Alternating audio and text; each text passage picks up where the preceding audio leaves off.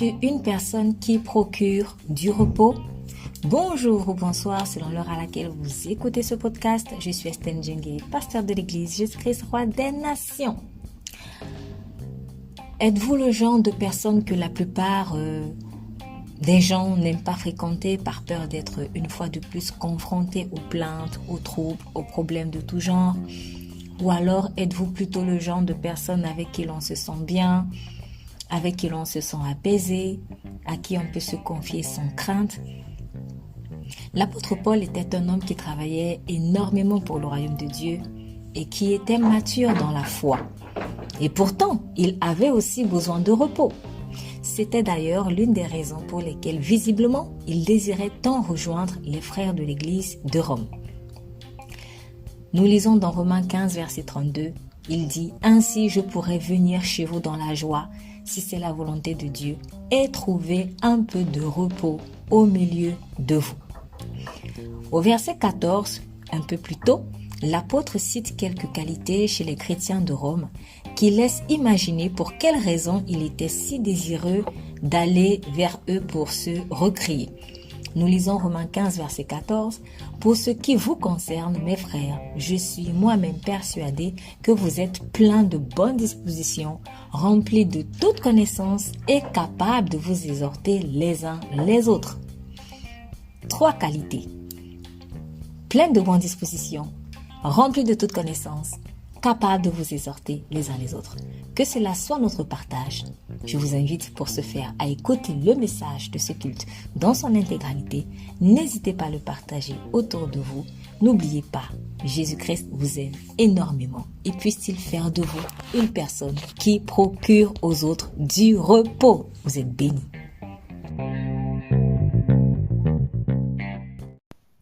Donc, je reprends dans le livre de Romains au chapitre 15.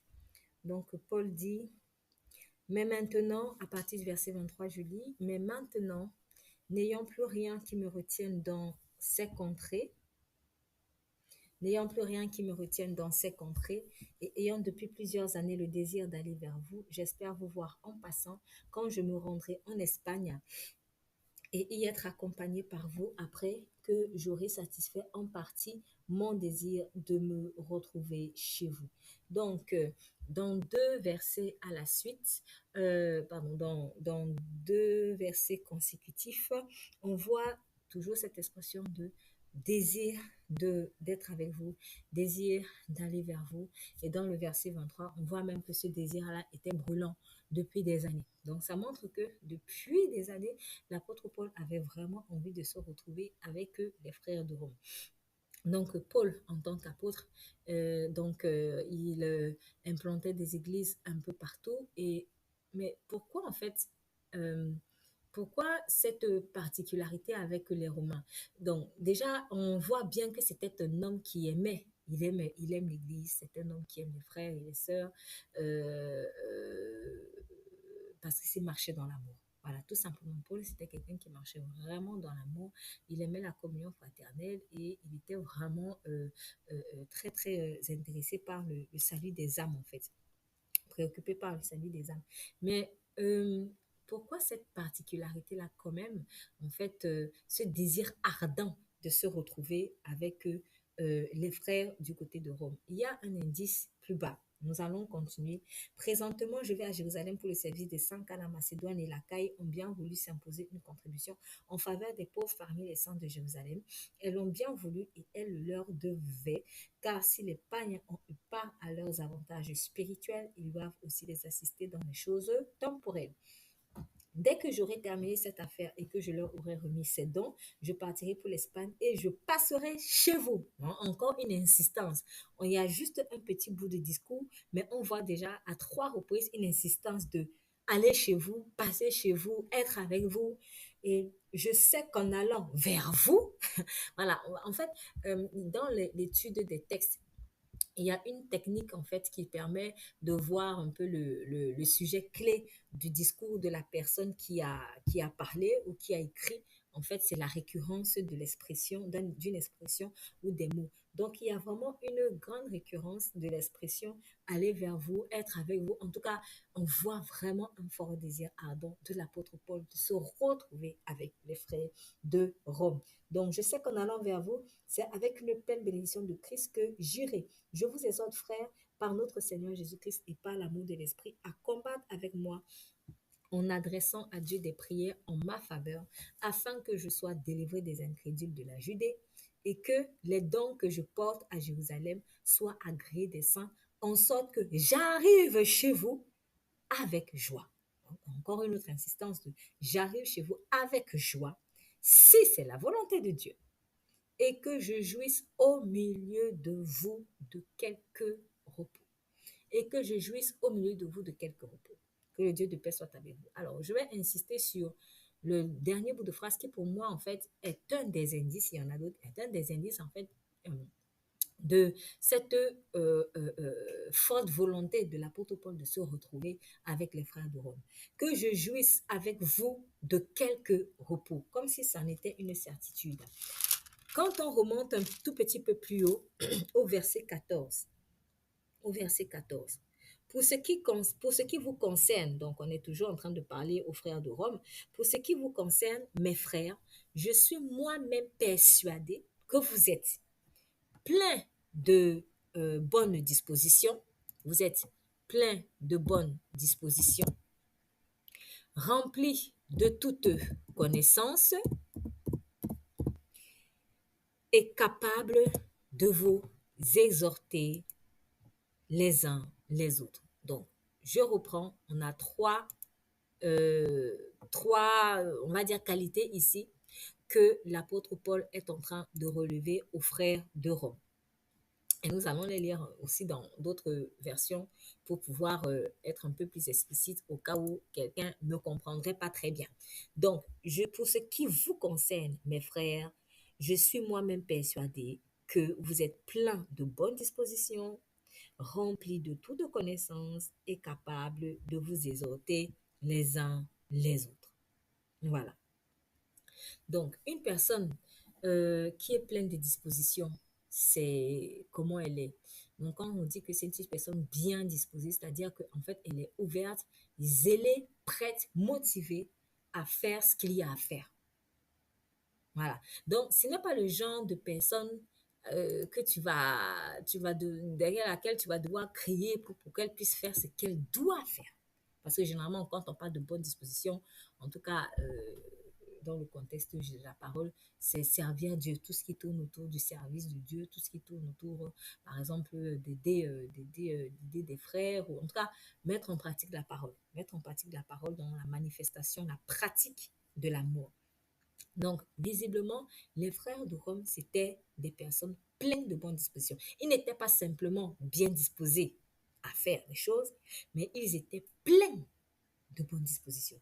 C'est-à-dire vraiment, comment dire, c'était même du genre, comme il est écrit, soyez, voilà, rivalisez d'amour réciproque, comme il est écrit dans le livre de Romains aussi. Rivaliser d'amour réciproque. C'est-à-dire, imaginez une communauté où tout le monde a envie de faire du bien à quelqu'un. Dès que quelqu'un dit, oh, excusez-moi, mes frères, là, je suis en voyage, bon, je risque d'arriver très tard, je cherche un endroit où dormir. Et là, tout le monde dit, viens chez moi, viens chez moi, viens chez moi. Ce n'est pas du genre où chacun réfléchit, on gratte la tête, bon, qui va se porter volontaire, bon, moi, chez moi, il n'y a pas trop de place. Non, en fait, c'est tout le monde qui a envie d'accueillir ce frère ou envie d'accueillir cette soeur.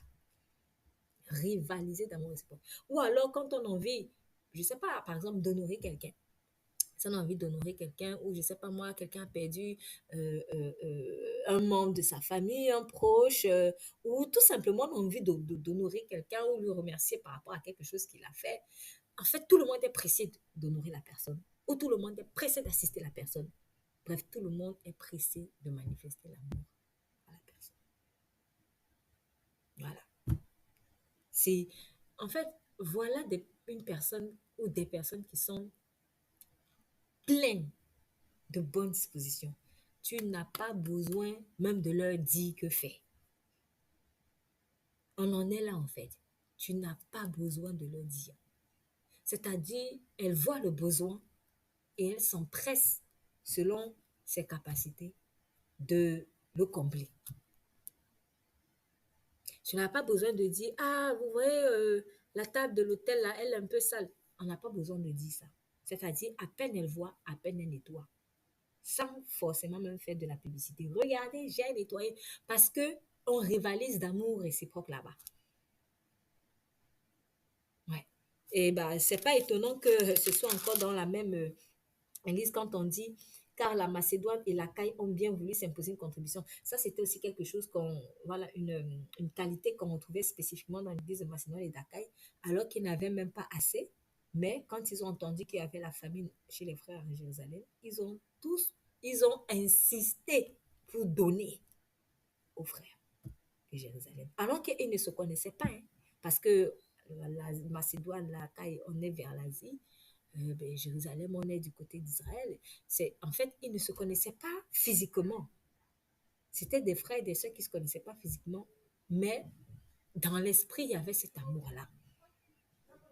Il y avait cet amour-là. On n'avait pas besoin de leur dire que tu dois donner ou il faut donner. On n'avait pas besoin de leur dire. Ils ont naturellement appliqué une loi que l'apôtre Paul cite ici en disant que car la Macédoine et l'Achaïe ont bien voulu s'imposer une contribution en faveur des pauvres familles et saints de Jérusalem. Elles l'ont bien voulu. Elles l'ont bien voulu. Donc, on n'est pas venu, on ne leur a pas obligé à faire quoi que ce soit. On ne les a pas, pardon, obligés à faire quoi que ce soit. Elles l'ont bien voulu et elles le leur devaient. En fait, c'était une dette. C'était une dette. Il y a des choses qu'on fait, on doit être bien disposé en fait à les accomplir, mais en réalité, ce sont des dettes. Mais Dieu ne veut pas toujours venir te dire, mais tu dois faire ça. Souvent, il le dit, mais au fond, quand tu es plein de bonnes dispositions, on n'a pas besoin de te dire. On n'a pas besoin de te dire que donne. On n'a pas besoin de te dire que donne. Donc, c'est pour cela qu'il dit, elles ont bien voulu. Donc, pour rappeler qu'en fait, vous savez, c'était leur propre volonté. Et plus tard, il dit, et elles le devaient. C'était un devoir pour elles. Car si les païens ont eu part à leurs avantages spirituels, ils doivent aussi les assister dans des choses temporelles. C'est beau de pouvoir accomplir la loi dans l'amour. Voilà un exemple de la loi est accomplie. Quand Jésus dit tout est accompli, c'est ça. C'est ça. Si quelqu'un cherche à comprendre pourquoi, qu'est-ce que Jésus a voulu dire la loi est accomplie, en fait, c'est que tu as une dette en temps normal, mais on n'a pas besoin de venir te taper, t'imposer, te crier dessus, te le dire 100 000 fois pour que enfin tu le fasses. Sinon, tu le fais dans la contrainte. En fait, tu dois le faire parce que tu veux. La loi qui est appliquée dans la bonne volonté. Waouh, c'est beau. C'est beau. C'est beau. C'est pour cela aussi que le Seigneur dit qu'on a vraiment à se vanter de rien parce que souvent, quand on fait des choses, après, plus tard, il y a peut-être des pensées du genre ah, mais tiens, je l'ai fait et tu te vantes que tu l'as fait parce que tu es trop gentil. Non, en fait, en réalité, tu le devais.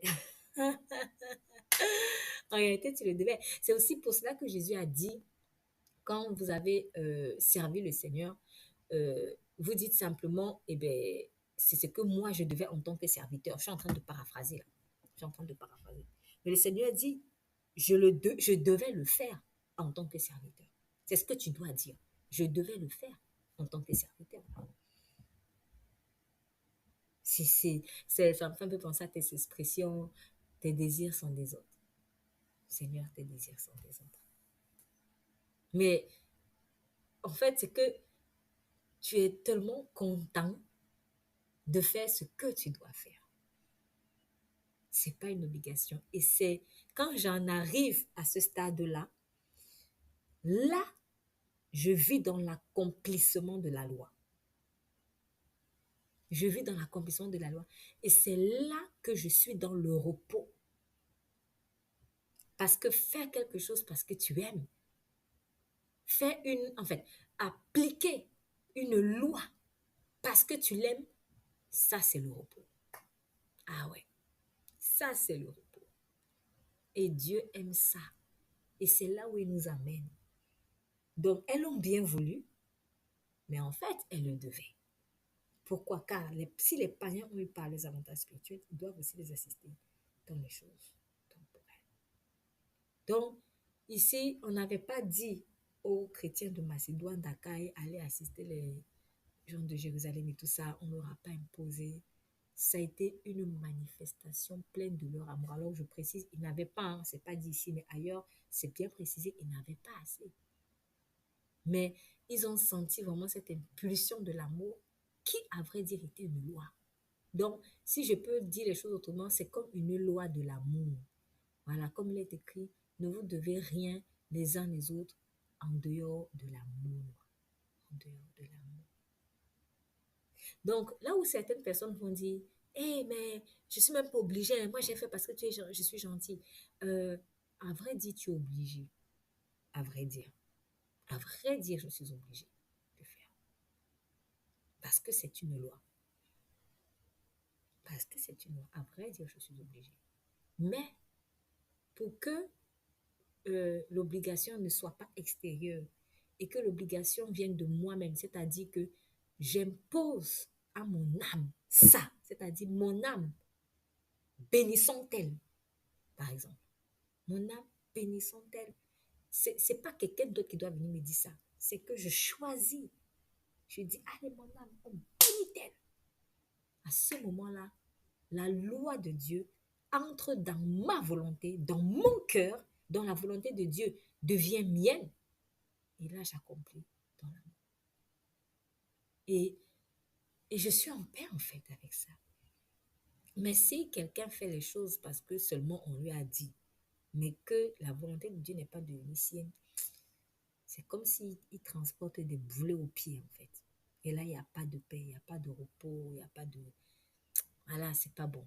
Donc, s'il y a une prière à ce niveau déjà, s'il y a une prière vraiment à faire, c'est demandons à l'Esprit de Dieu de nous accorder de vouloir faire naturellement ce que nous devons faire. Si je, par rapport à l'expression, elles l'ont bien voulu et elles le leur devaient. Donc, Seigneur, accorde-moi cette grâce de bien vouloir faire ce que je dois faire.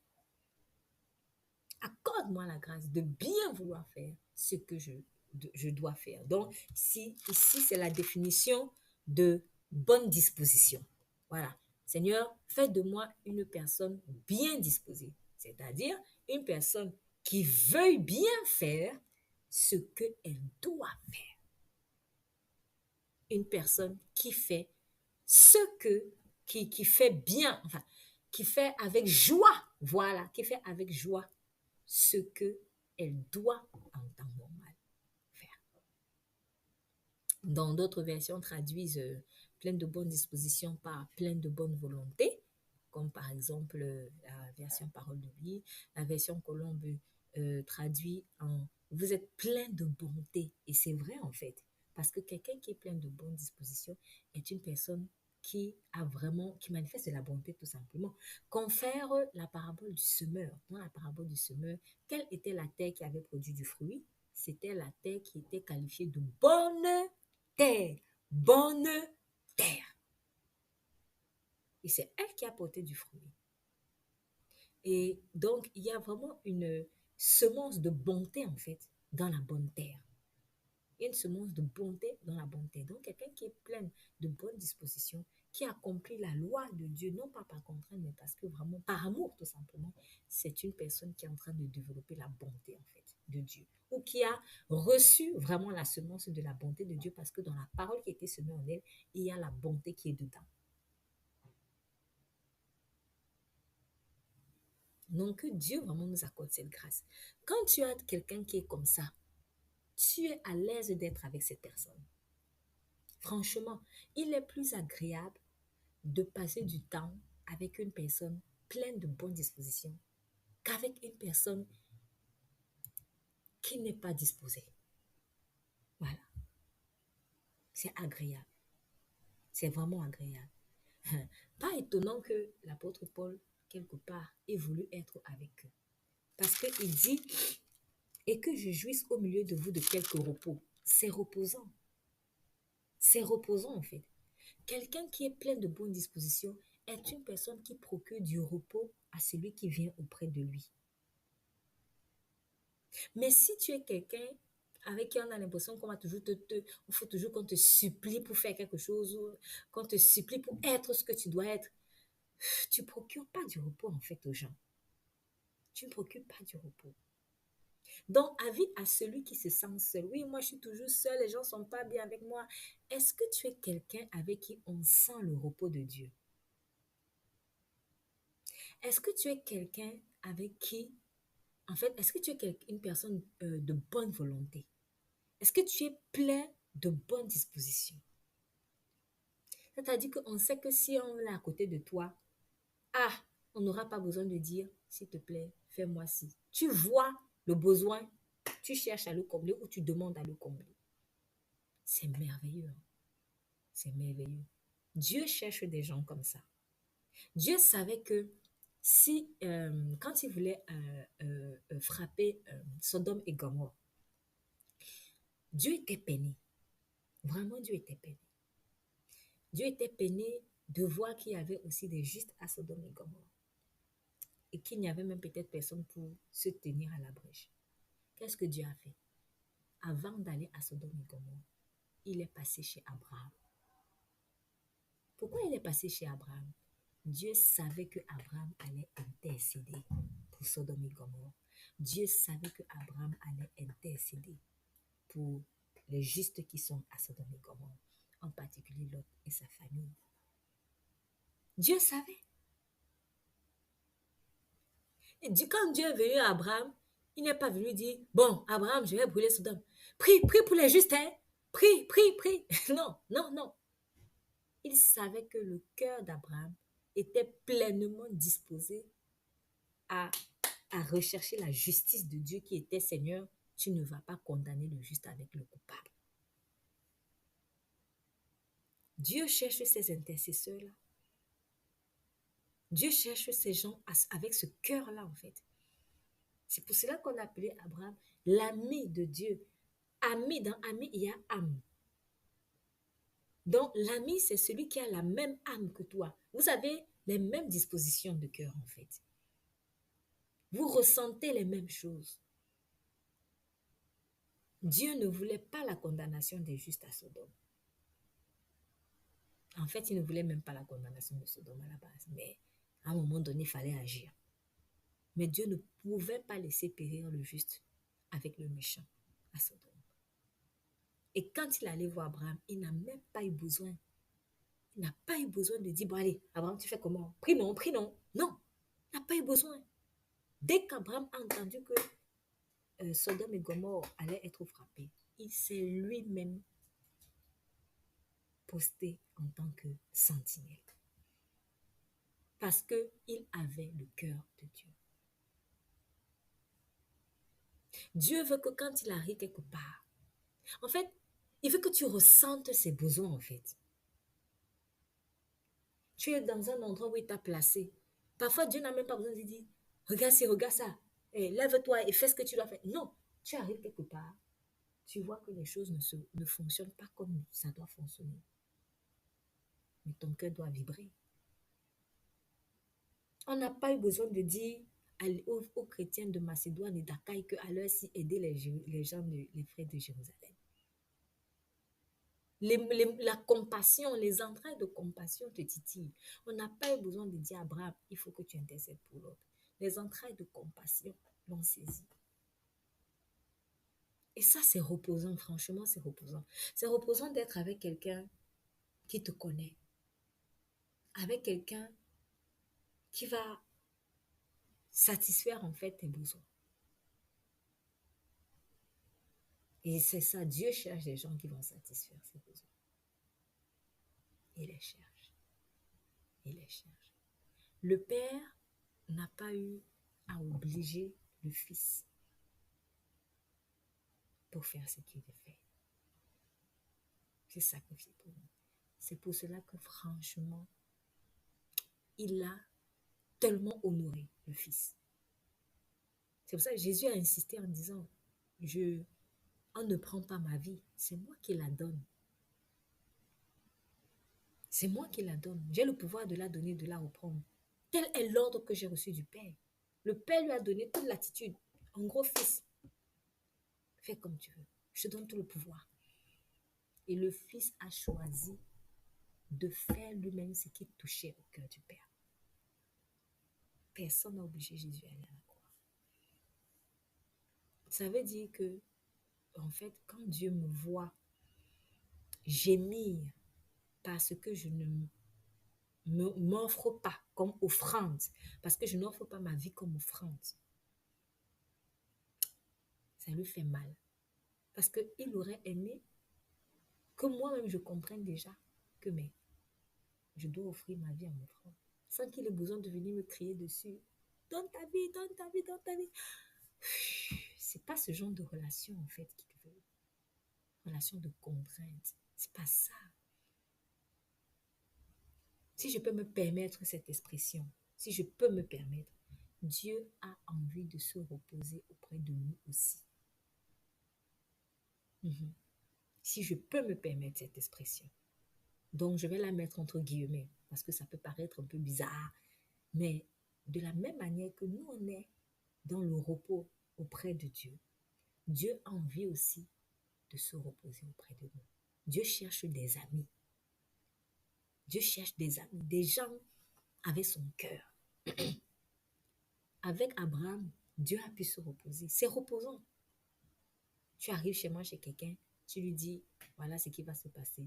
Directement, la personne se met à faire ce que tu attends qu'elle fasse. Intercession. C'est reposant. Franchement, c'est reposant. Vous voyez cette expression que beaucoup de gens aiment dire. Ah, de toute façon, elle me connaît. Elle sait qu'elle connaît mes goûts. Ah, il me connaît. Vous voyez comment ça fait plaisir. Hein? Ça fait plaisir de savoir que quelqu'un te connaît. Ça fait plaisir de savoir que quelqu'un sait que dans ton plat, il ne faut pas mettre beaucoup d'épices. Ah, il a cuisiné ou elle a cuisiné comme j'aime. Ah, il me connaît. C'est reposant. Mais si à chaque fois, si tu n'aimes pas beaucoup les épices, si à chaque fois tu dois venir dire à la même personne, hey, ne mets pas les épices, il m'a encore, ne mets pas, ne mets pas.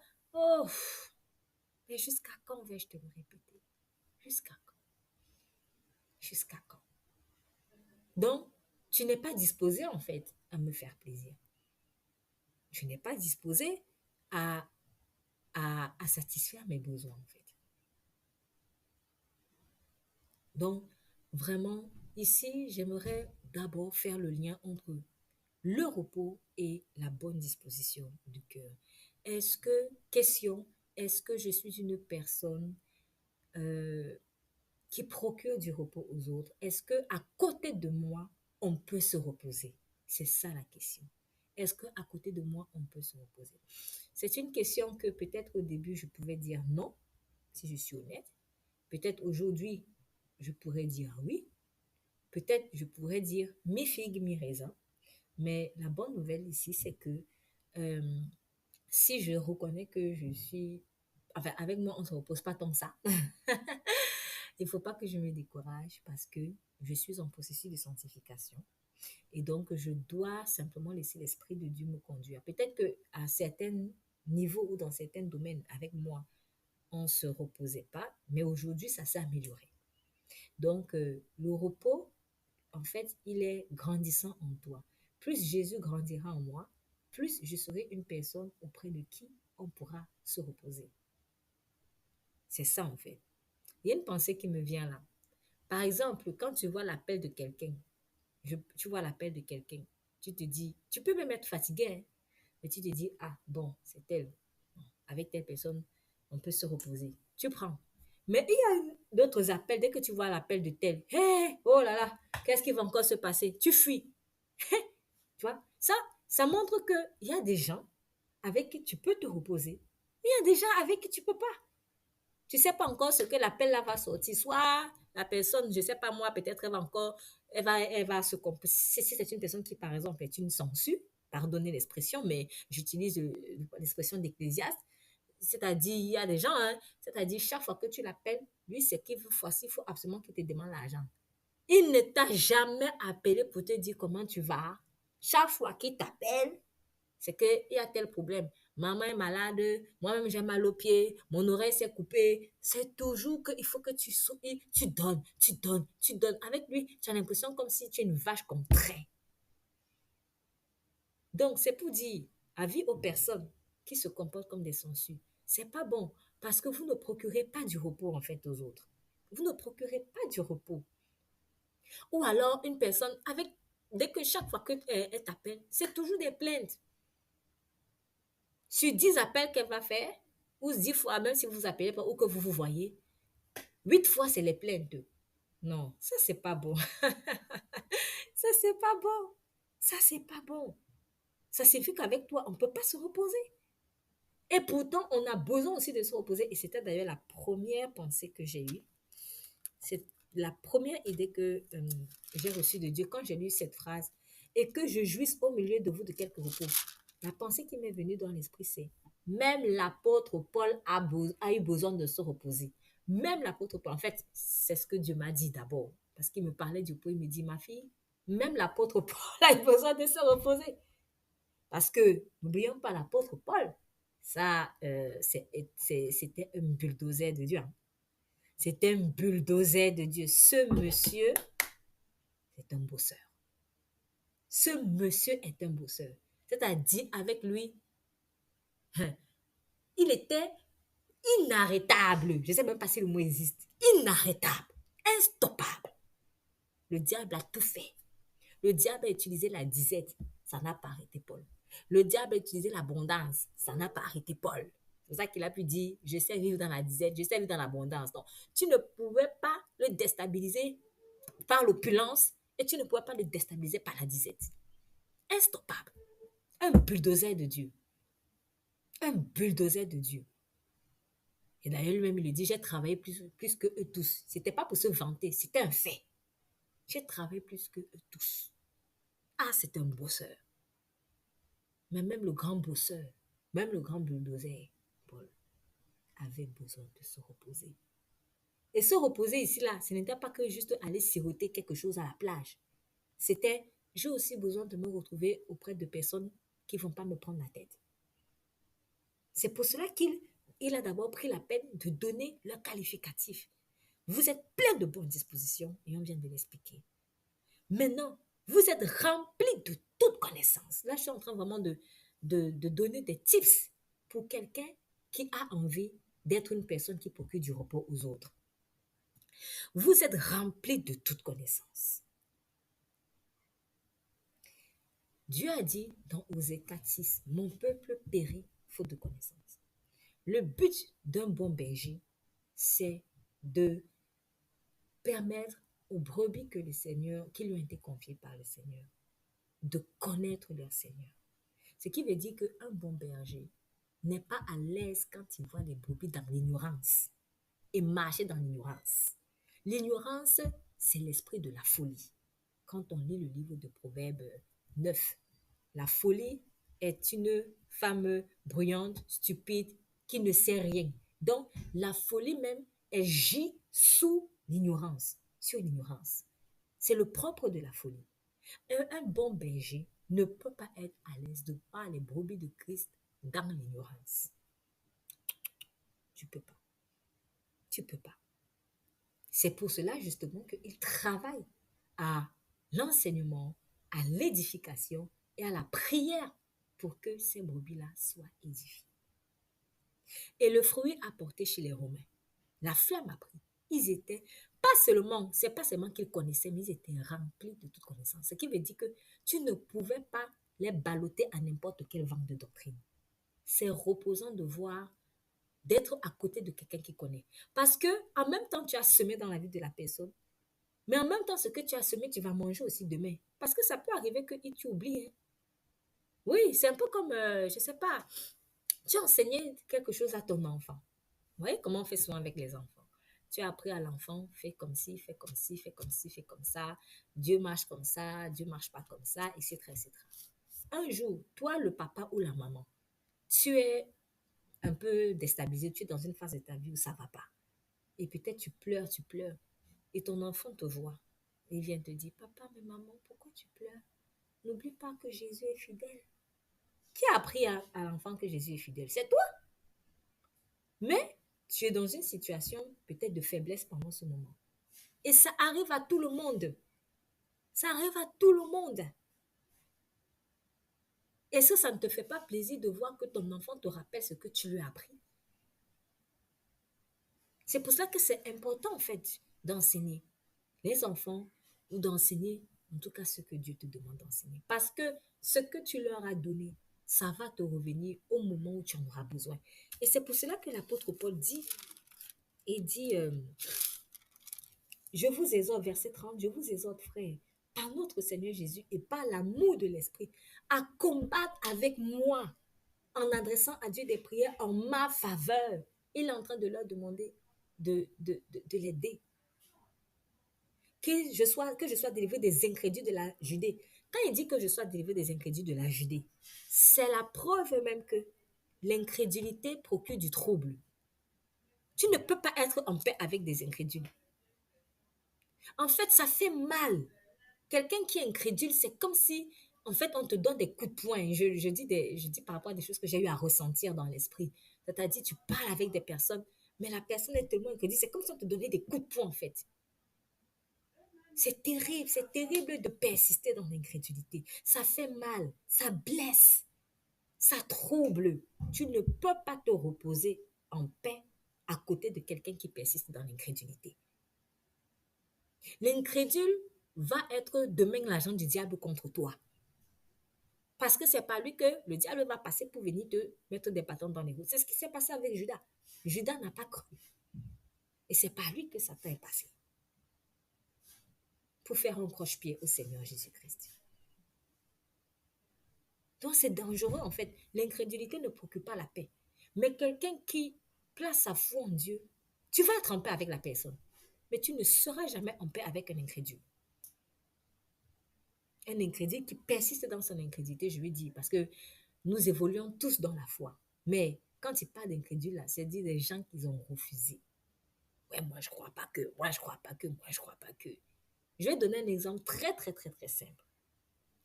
Tu as vécu, par exemple, une manifestation particulière du Saint-Esprit. Le Saint-Esprit t'a accordé la grâce de parler en langue. Tu sais que ce n'est pas, quand tu parles en langue, là, ce n'est pas toi-même. Tu sais que l'Esprit de Dieu te saisit. Et tu es à côté, même d'un autre chrétien qui n'y croit pas.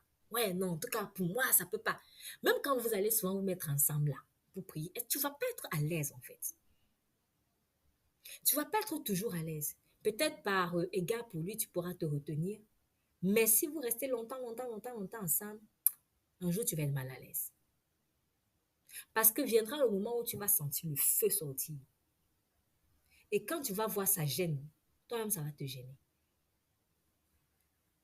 Peut-être pour un temps, tu peux supporter. Mais si ça persiste, tu ne vas pas être à l'aise. Ou alors quelqu'un qui ne croit pas que Jésus guérisse encore. Et je parle même de chrétiens. Parce qu'il y a des chrétiens qui ne croient pas en des manifestations de dons de l'esprit, en certaines manifestations. Tu ne peux pas être en paix. Si tu as besoin de quelque chose, si tu es ou alors un chrétien imaginons un chrétien qui est paresseux avec peut-être la prière. Quand tu auras un besoin là, si tu as deux frères, tu as deux amis, tu as deux frères que tu connais, un qui est très paresseux dans la prière, donc il prie pas. En fait, il travaille pas à son salut, comme on dit. Il travaille pas à son salut, comme il est écrit, travaillez à votre salut. Lui, c'est mou, c'est un genre. Et l'autre, il n'est pas parfait, mais il est sincère dans sa foi et voilà. Lui, au moins, il est disposé à évoluer vraiment avec le Seigneur. Le jour où tu es en galère, là, tu vas appeler qui pour t'aider dans l'intercession. Tu vas appeler qui pour t'aider. Tu ne vas pas appeler le chrétien paresseux. Tu ne vas pas appeler le chrétien paresseux. Là, ce n'est pas une question de ce que tu veux faire la discrimination. C'est que là, tu es en urgence. Tu es en urgence. Tu as besoin d'être épaulé pour un moment. Tu ne vas pas aller chercher celui sur qui tu ne pourras pas compter. Ce qui veut dire que le chrétien qui ne travaille pas son salut là, voilà une personne qui ne procure pas du repos aussi aux autres. On est là, si on a reçu l'Esprit de Christ, qui est le prince de la paix, le prince du repos, on doit se diffuser les uns et les autres ce repos-là.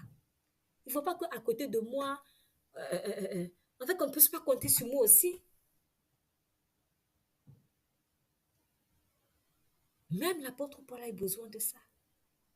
Il s'est dit, ah, moi j'ai semé un rhum, Il faut maintenant, moi-même, maintenant qui ai besoin d'aide, il faut aussi que je puisse au moins manger ce que j'ai semé. Voilà pourquoi il leur dit, je vous exhorte, par l'amour de l'esprit, combattez avec moi, que je sois délivré des incrédules. Et que les dons que je porte à Jésus soient agréables. En tout cas, aidez-moi dans mon ministère, dans ce ministère, dans ces choses que je dois faire avec le Seigneur. Mais il leur demande pourquoi? Parce qu'il sait qu'ils sont pleins de bonnes dispositions et qu'ils sont remplis de connaissances. Parce que quand on prie sur la base de la parole. On ne prie pas juste des prières bizarres, en fait. Ils savaient que, ouais, je peux compter sur leur prière. J'insiste, ce n'est pas une question il faut que je sois le plus spirituel du monde. C'est pas ça. Mais est-ce que la personne est au moins disposée? Est-ce qu'elle est au moins disposée? Est-ce qu'elle est au moins disposée vraiment? C'est ça. Si elle est disposée, le Saint-Esprit prendra la relève, il va tourner sa bouche et elle priera comme l'Esprit la conduira. Et ça va marcher. On n'a pas besoin d'être parfait ou super mature. C'est juste une disposition de cœur. Ce qui veut dire que même si quelqu'un a donné sa vie à Christ il y a 2 jours, mais qu'il est disposé, il est plein de bonnes dispositions pour le Seigneur. Et quelqu'un qui a donné sa vie à Christ il y a 20 ans, mais il ne travaille pas ou il ne travaille plus à son salut. Tu serais plus en paix avec celui qui a donné sa vie à Christ il y a 2 jours, mais qui ne connaît pas grand-chose. Peut-être encore dans la parole. Mais en tout cas, quoi qu'il en soit quand même, être rempli de la connaissance du Seigneur, en tout cas chercher à connaître le Seigneur jusqu'à en être rempli, est un autre outil pour pouvoir vraiment être une personne de repos. Parce que quand on a besoin de connaître quelque chose, on peut t'appeler, on peut te poser des questions et tu peux donner des réponses. Peut-être tu n'auras pas réponse à tout. Sois honnête. Parce que les gens préfèrent même quand tu leur dis, tu sais, sur ce point-là, je ne connais pas. Mais si c'est que tu ne connais jamais rien, ouh, oh là là là là là. Et que en plus tu as un niveau où tu devrais déjà quand même connaître ça, là c'est plus bon. Là c'est plus bon. Là c'est plus bon. On a aussi, l'apôtre Paul avait aussi besoin de repos dans le sens où il n'était pas tout le temps avec ses frères-là. Mais il sait que même s'il se retrouve à Jérusalem et qu'eux sont à Rome, s'il y a des loups qui arrivent dans la bergerie de Rome, il est en paix. Il s'est dit, en tout cas, moi, je sais que ces frères-là, ils ne vont pas être ballottés par n'importe quel vent de doctrine. Ils pourront détecter les loups, en fait. Et ça, franchement, ça procure la paix dans le cœur d'un berger. Mais si tu as l'impression qu'il faut toujours que tu sois derrière la brebis, toujours, oh là là, c'est dur. C'est très dur. Même dans nos familles, avec nos enfants, on fait ça. Tu ne peux pas être H24 avec ton enfant. Tu ne peux pas. Tu ne peux pas. Quand il est à l'école, tu n'es pas avec l'enfant. Mais en revanche, si ton enfant sait, par exemple, qu'il ne faut pas prendre la nourriture d'un étranger, si ton enfant sait qu'il faut être poli avec ses camarades, tu es à l'aise de ce qu'on ne va pas t'appeler pour te dire, OK, ton enfant a été mal poli, oui, etc. Je ne sais pas moi. Mais en fait, la bonne éducation qu'il aura reçue te procurera du repos, en fait. C'est ça. Ça va te procurer du repos. Donc, tout ce que nous recevons en fait de Dieu en termes de connaissances procure du repos. Il faudrait que lorsque on aille en fait chercher du conseil auprès de toi, je sais que si j'appelle telle personne, j'ai au moins 50% de chances d'avoir une réponse. Au moins 50. Je ne dis pas qu'elle va forcément me répondre parce qu'elle n'est pas omnisciente. Mais quand même, c'est une personne qui cherche à connaître. Et même si elle ne connaît pas à ce moment-ci, peut-être que plus tard, elle va chercher la face de Dieu pour avoir une réponse. Voilà. Je sais que si moi, en tant que pasteur, je ne suis pas là pendant quelque temps, ou je ne suis pas à telle réunion, ou je ne suis pas, je ne sais pas moi. Je sais que, les frères et les sœurs, ils connaissent quand même. Ils connaissent quand même. Donc, ce n'est pas n'importe qui va venir leur dire n'importe quoi. Je peux me reposer. En tant que père ou mère, je sais que si mon enfant peut-être va chez tel, soit pour quelques jours, ou va en colonie, ou va à l'école, je ne suis pas là-bas avec lui, mais On ne va pas le tromper n'importe comment, en fait. Je le sais. Et ça me procure du repos. Mais au fond, soyons honnêtes, si tu sais que ton enfant, c'est quelqu'un de trop têtu, même quand tu vas partir, ton cœur n'est pas à l'aise. Tu vas te dire, hé, qu'est-ce qu'il va encore faire aujourd'hui? Mais si ton enfant est sage, tu seras plus en paix. Donc, la connaissance nous aide parce que mon peuple périt faute de connaissance, ce qui veut dire que la connaissance est salutaire. La connaissance est salutaire.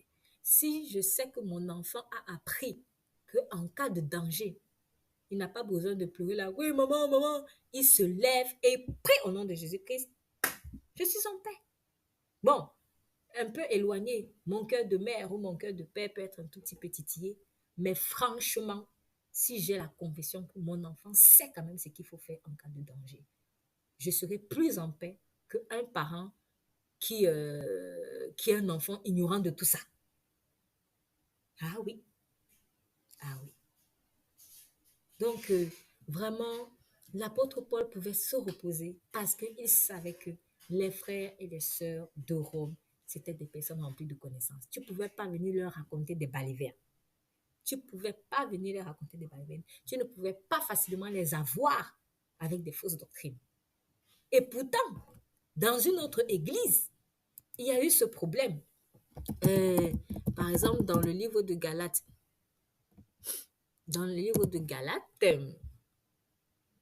si nous lisons Galates chapitre 3, premier, l'apôtre Paul est en train de dénoncer des choses. Chapitre 3, verset 1er. Ô Galates, dépourvus de sens, qui vous a ensorcelé? Dans d'autres versions, on dit qui vous a fasciné, vous aux yeux de qui Jésus-Christ a été peint comme crucifié. Donc, avec l'église de Galates, l'apôtre Paul n'a pas eu la même attitude. Il était encore, oh là là là là là là là, mais on vous a déjà expliqué, Galates. Vous êtes dépourvus de sens, mais qui vous a ensorcelé, qui vous a fasciné, qui vous a séduit? Dépourvu de sens signifie, en fait, tu fais des choses qui n'ont pas de sens. Ça, c'est synonyme quelque part d'ignorance. Et pourtant, on vous a déjà dit, on vous a déjà enseigné, puisqu'il dit, vous aux yeux de qui Christ a été peint comme crucifié. On vous a déjà tout expliqué. On vous a tout expliqué, en fait. Mais, bon, ça ne voulait pas entrer. Et là, quand vous voyez l'expression de Paul, vous sentez la peine. Il est peiné. En fait, les frères de Galate ne procuraient pas du repos. Ils ne procuraient pas du repos. Et pourtant, à Rome, ils pouvaient dire, ah, je sais que vous êtes remplis de connaissances. Donc, je peux aller chez vous pour jouir de quelques repos. Parce que moi aussi, j'ai besoin. Moi aussi, j'ai besoin. Moi aussi, j'ai besoin de me reposer. Donc, c'est pour dire un autre outil pour être une personne qui procure du repos aux autres. Grandissons dans la connaissance de Christ. Grandissons dans la connaissance de Christ. Il ne s'agit pas ici de chercher une connaissance pour se vanter, une connaissance sans amour, puisque ça ne procure rien. On le connaît dans le livre de 1 Corinthiens. Si j'ai la science même de tous les mystères, la connaissance de tous les mystères, et que je n'ai pas l'amour, cela ne sert à rien.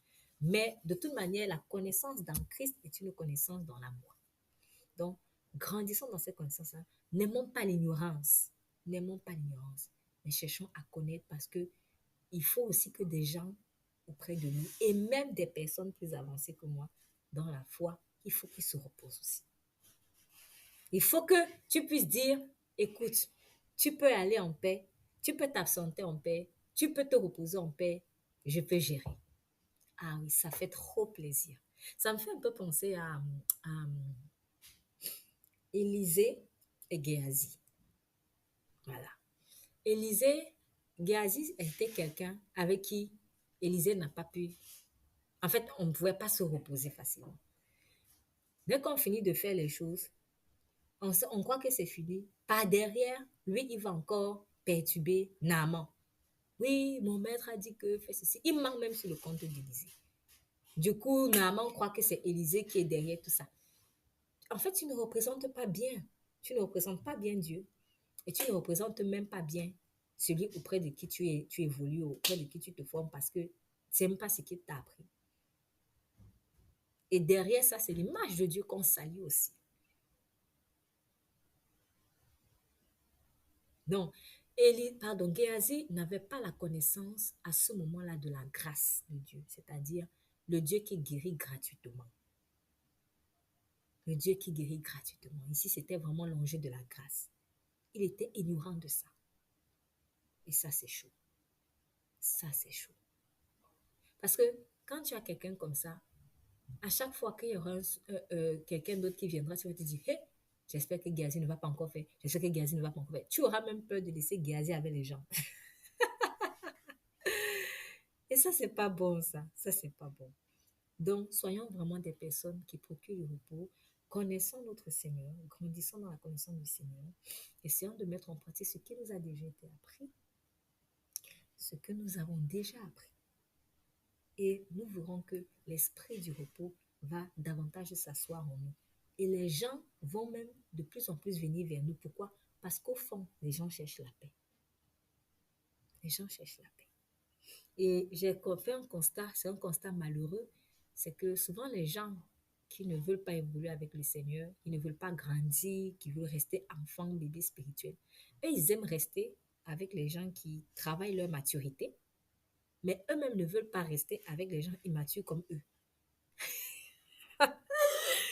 Pourquoi? Parce que les gens immatures comme eux ne vont pas supporter leur mauvais caractère. Mais ça, c'est méchant, ça. Ça, c'est très méchant. Ça, c'est très méchant. Cela montre que toi-même, tu attestes que avec une personne immature comme toi, on ne peut pas se reposer. On ne peut pas se reposer. Donc, soyons vraiment comme les frères de Rome, pleins de la connaissance du Seigneur pour pouvoir être des personnes auprès de qui on est à l'aise, des personnes qui dégagent le repos de Christ. Il y a un autre élément, toujours dans le verset 14, est capable de vous exhorter les uns les autres. Donc, je suis moi-même persuadée que vous êtes pleins de bonnes dispositions, vous êtes remplis de toute connaissance et capable de vous exhorter les uns les autres. Une église, par exemple, est une bonne église, est une église aussi où on peut s'exhorter les uns les autres. Il n'y a pas qu'une personne qui pourra t'exhorter. Il n'y a pas qu'une clique de personnes qui peut t'exhorter.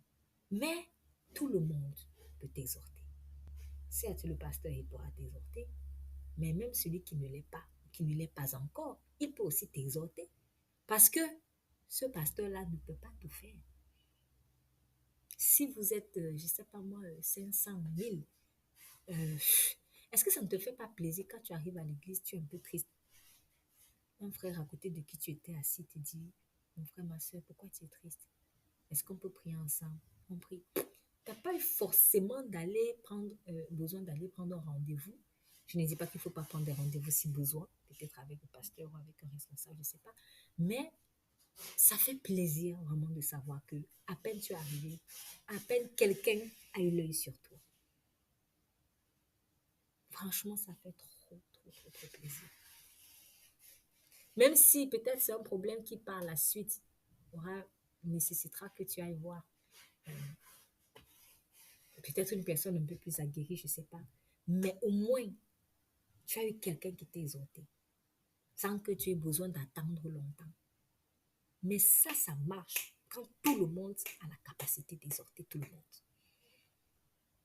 Ça marche quand tout le monde a la capacité d'exhorter tout le monde. J'ai envie de dire, y compris même les enfants. Y compris les enfants. Est-ce que tu ne serais pas content de savoir que peut-être pendant que vous étiez en culte, les enfants, eux, ils étaient dans leur petite classe, bon, peut-être école du dimanche ou appelez ça comme vous voulez, et que il y a un autre enfant de l'école du dimanche qui est en train de l'exhorter par rapport à l'obéissance aux parents. Ce n'est pas un adulte qui est venu lui dire ça. C'est pas un moniteur qui est venu dire ça. C'est pas, je sais pas moi, mais c'est un autre enfant comme lui. Ça fait plaisir.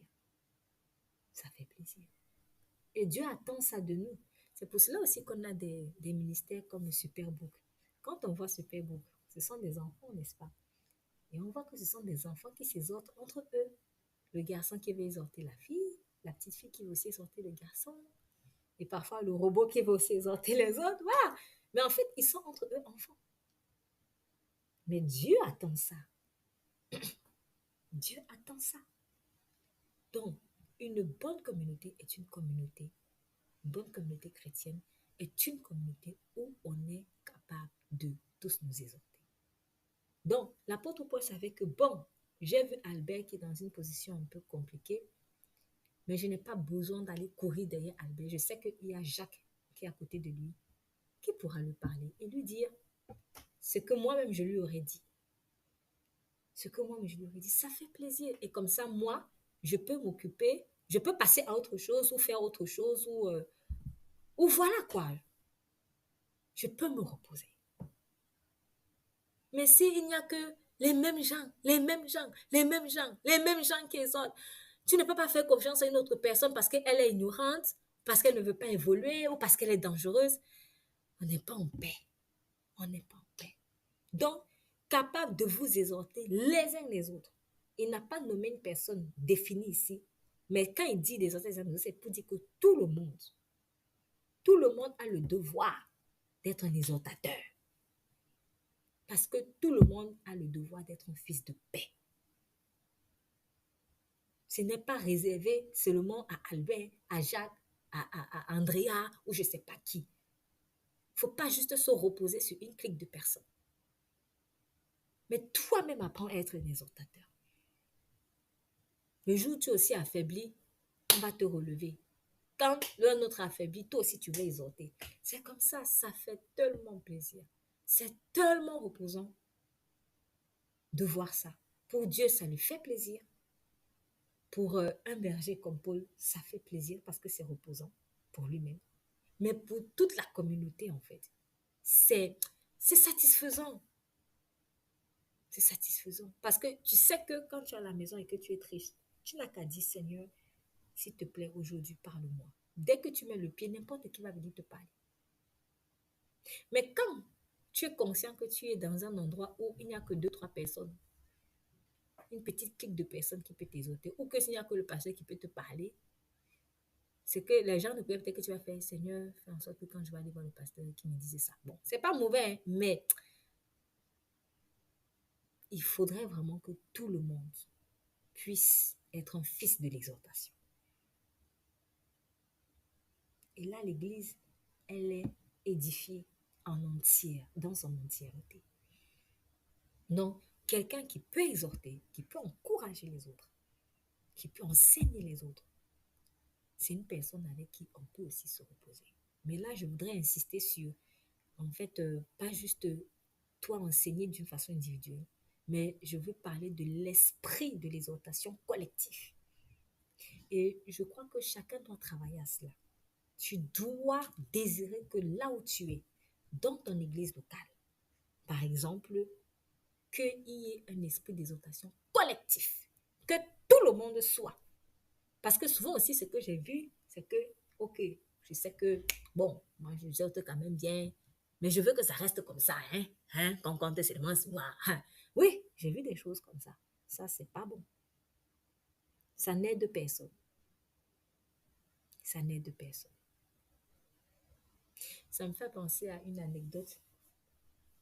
J'ai entendu une anecdote par rapport à l'égoïsme d'une personne qui était qui avait construit une grande maison dans son village et c'était une personne qui était riche ou qui est riche si elle est toujours en vie. Et elle avait les téléphones, elle aimait se vanter avec les derniers cris de son téléphone portable. Sauf que autour d'elle, c'était la pauvreté. La pauvreté. Donc, il n'y avait pas beaucoup de... En gros, c'était je suis riche, je suis content d'être le seul riche ici dans tout ce village, dans toutes ces contrées. Et puis la personne en me racontant cette histoire m'a dit, bon, maintenant que tu es le seul qui a le téléphone, tu vas appeler qui? Parce que personne d'autre n'a le téléphone dans le village. Tu vas appeler qui? Parce que tu te vantes, tu demandes tout le monde que tu as le téléphone. Bon, maintenant, le téléphone est censé permettre des communications. Tu vas appeler qui? Parce que les autres n'ont pas. Vous voyez? Si je suis la seule personne qui a la richesse, peut-être de la connaissance, et que je me complais dans cette situation, il y a un problème. il faut que les autres aient aussi le téléphone pour qu'on puisse communiquer. Donc, il faut qu'il y ait collectivement un esprit d'exhortation. Et c'est ce que je dois pousser mes frères et mes sœurs à avoir. Donc, le frère ou la sœur avec qui je parle, qui est peut-être immature, il faut que je le dise en me disant, écoute, tu sais, frère, sœur, il faut que tu grandisses. Je t'encourage à grandir. Parce que moi aussi, j'ai besoin de toi. J'ai besoin aussi de manger quelques fruits de chez toi. On a besoin de ce que Dieu a déposé en toi. Il y a un temps pour faire les enfantillages, mais il y a un temps pour enlever ce qui est de l'enfant. Grandis. Je t'ai exhorté ou je t'exhorte, mais moi aussi demain je veux que tu m'exhortes. Et ça, en fait, quand tu rentres dans cette dynamique-là, ça va briser en toi l'esprit de contrôle et d'orgueil. Parce que franchement, hein, tout le monde l'a. Il y a souvent un truc en nous là qui se satisfait de ce que je suis. Allez, je suis celui qui connaît mieux que... En fait, quand je m'impose cette discipline-là, peut-être en exhortant les gens à grandir aussi, et en priant pour eux, en fait, tu pries pour que la personne grandisse. Tu pries vraiment pour que la personne grandisse. Tu pries pour que là où Dieu t'a placé, que tout le monde grandisse. Et tu le fais sérieusement. Tu vas voir, Dieu va faire des choses. Tu vas faire des choses. Donc, l'apôtre Paul savait que quand il allait venir chez les chrétiens de Rome, là, ce n'est pas seulement 2, 3, 4 personnes sur qui auraient la capacité d'exhorter, mais que tous pouvaient s'exhorter les uns les autres. C'est merveilleux. C'est merveilleux. C'est merveilleux. Donc, ne nous complaisons pas dans des différences criardes de maturité. Mais s'il y en a, travaillons à ce que collectivement, il y ait de la maturité. C'est très important. Après, bien sûr, hein, il y a des personnes peut-être qui ne voudront pas aller plus loin.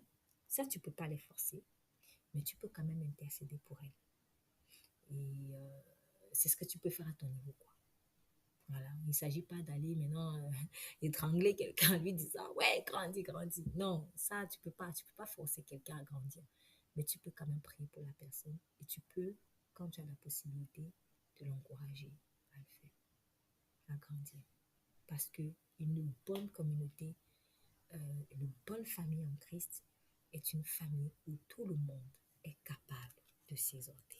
Cela procure du repos aux bergers, cela procure du repos à toute l'Église, cela procure de la joie dans le cœur de notre Père céleste. Parce qu'il sait que, bon, comme maintenant mon Église est bâtie, je sais que je pourrais utiliser Paul maintenant pour aller ailleurs. Voilà, comme par exemple, je vais prendre un exemple, par exemple les Galates. Les Galates, ils ne sont pas encore affermis. Je peux envoyer maintenant Paul chez les Galates et on peut laisser pendant un temps les Romains parce qu'ils peuvent se débrouiller seuls. Voilà. Et ça permet que on devient efficace dans le travail pour le Seigneur. On devient efficace. Donc, je vais m'arrêter là et j'aimerais vraiment nous encourager les uns les autres. Soyons des personnes qui procurent du repos. Soyons des personnes qui procurent du repos. Comment? Premièrement, en étant plein de bonnes dispositions. Il ne faudrait pas que je sois une personne avec qui on a besoin de supplier pour faire ce qu'elle doit faire, pour manifester l'amour, pour servir ou peu importe. Mais il faut vraiment que je puisse faire des choses parce que j'aime le faire et des choses de la loi, que je puisse accomplir la loi divine dans la bonne disposition de cœur, avec joie, avec amour. Il faut que je sois une personne qui soit remplie de la connaissance parce qu'on a besoin aussi de savoir ce que Dieu attend des uns des autres auprès de moi. On a besoin aussi, si par exemple j'ai un pasteur ou j'ai un responsable, il faut que cette personne-là puisse, même si elle est loin, savoir que de toute manière, je ne peux pas être ballottée par n'importe quel vent de doctrine. Donc, j'ai besoin en fait d'être une personne remplie de la connaissance parce que la connaissance procure du repos dans un certain sens. Et enfin, capable de vous exhorter les uns les autres. Nous devons, quand nous sommes dans une communauté, dans une famille, même dans une famille, bref, en tout cas, une assemblée de Dieu, nous devons être tous capables de nous exhorter les uns les autres. Je dois être une fille de l'exhortation, je dois être un fils de l'exhortation, parce qu'il faut qu'auprès de moi, que les gens soient encouragés, relevés, consolés. Et si tout le monde est ainsi avec tout le monde, mais le corps de Christ se sentira bien et tout le monde pourra vivre vraiment dans le repos que Christ nous a promis.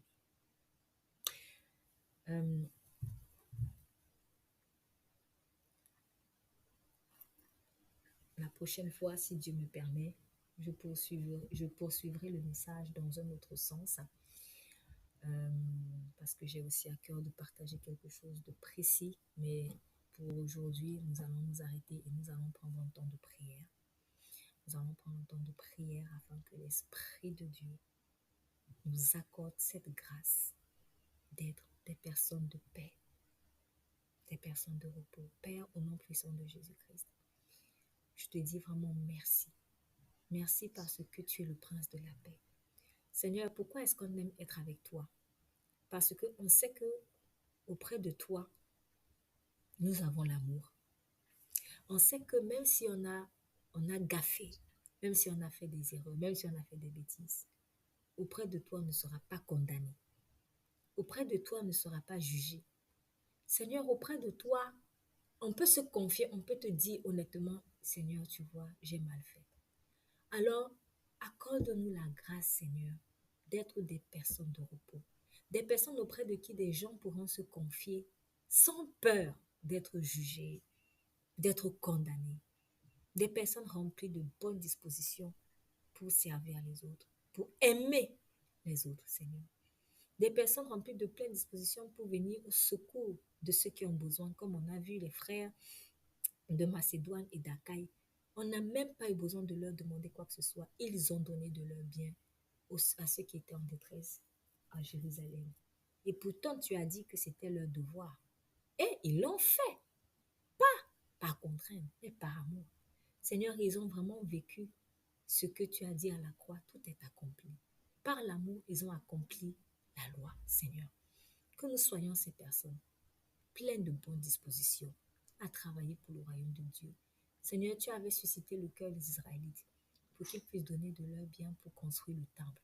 Et tu as dit qu'ils étaient pleins de bonnes dispositions. Seigneur, fais de nous des personnes pleines de bonnes dispositions pour ton nom, Père. Pleines de bonnes dispositions pour toi. Accorde-nous la grâce d'être remplis de la connaissance de ta personne, Seigneur. Car tu as dit que mon peuple périt faute de connaissance. Et tu as dit que tu ne veux pas que nous soyons ignorants, Seigneur, ignorants des choses de Dieu, ignorants des ruses du diable aussi, Seigneur. Tu ne veux pas que nous soyons ballottés par n'importe quel vent de doctrine. Seigneur, qu'auprès de nous, des personnes ignorantes puissent être en paix, qu'elles puissent trouver la connaissance. Que vraiment, Seigneur, ceux que tu as mis à nos côtés pour prendre soin de nous puissent se reposer parce que nous grandissons dans la connaissance de Christ, Seigneur. Et que nous n'allons pas nous comporter comme à Galates, Seigneur, où il y a eu vraiment de l'ensorcellement, on s'est détourné de la connaissance de Christ pour être séduit par des mauvaises doctrines. Seigneur, accorde-nous d'être des gens de repos dans la capacité à s'exhorter les uns les autres. Seigneur, que dans ton assemblée, qu'il n'y ait pas qu'une clique de personnes qui connaissent, qui exhortent, mais que tout le monde prenne conscience de l'importance d'être un fils, une fille de l'exhortation. Je prie, Seigneur, pour quelqu'un qui écoute ce message et qui est conscient qu'il ne procure pas du repos aux gens. Seigneur, pardonne cette personne. Aide-la à se repentir sincèrement. Seigneur, si cette personne se comporte comme une sangsue, c'est-à-dire qu'elle est toujours là en train de demander, tirer l'énergie des autres, Seigneur, je t'en supplie, accorde-lui la grâce d'être libérée de cette mentalité. Qu'elle puisse devenir une personne qui donne et non pas une personne qui prend seulement, mais une personne qui donne aussi à son tour. Une personne qui est disposée à être une offrande sacrificielle pour le Seigneur Jésus-Christ. Quand lui-même il s'est offert gratuitement, volontairement, en offrande pour nous. Père, Merci parce que cette prière est exaucée. Bénis chacune des personnes, Seigneur, qui écoutent ou écouteront par après ce message. Que toute la gloire te soit rendue. Au nom de Jésus-Christ, nous prions. Amen.